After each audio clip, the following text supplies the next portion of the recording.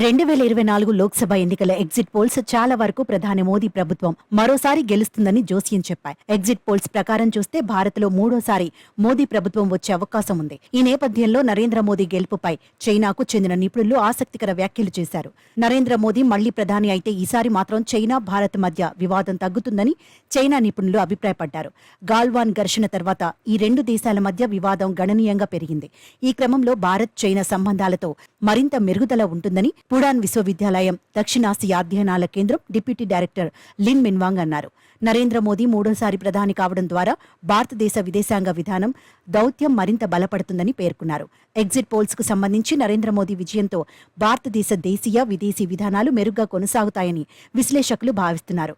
భారతదేశ ఆర్థిక వృద్ధిని పెంచేందుకు ప్రధాని మోదీ తన ప్రయత్నాలను కొనసాగించాలని భావిస్తున్నారని వెల్లడించారు. ప్రధాని మోదీ ప్రధాన దృష్టి కొన్నేళ్లలో చైనా తర్వాత ప్రపంచంలోనే మూడో అతిపెద్ద ఆర్థిక వ్యవస్థగా భారత్ను తీర్చిదిద్దాలని లక్ష్యంగా పెట్టుకున్నారు. భారతదేశాన్ని అగ్రగామిగా మార్చాలని ప్రధానమంత్రి ఫోకస్ చేశారు. దౌత్య మార్గాల ద్వారా భారతదేశం ప్రపంచ ప్రభావాన్ని పెంచడానికి నరేంద్ర మోదీ నిరంతరం కృషి చేస్తున్నారని సింఘ్వా విశ్వవిద్యాలయంలోని నేషనల్ స్ట్రాటజీ ఇన్స్టిట్యూట్లోని పరిశోధన విభాగం డైరెక్టర్ కియాన్ ఫెంగ్ వెల్లడించారు.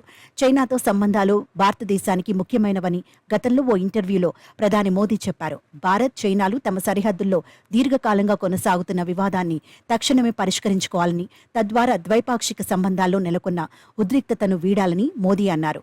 భారత్ చైనాల మధ్య శాంతియుత సంబంధాలు రెండు దేశాలకే కాకుండా ప్రపంచానికి ముఖ్యమని మోదీ పేర్కొన్నారు.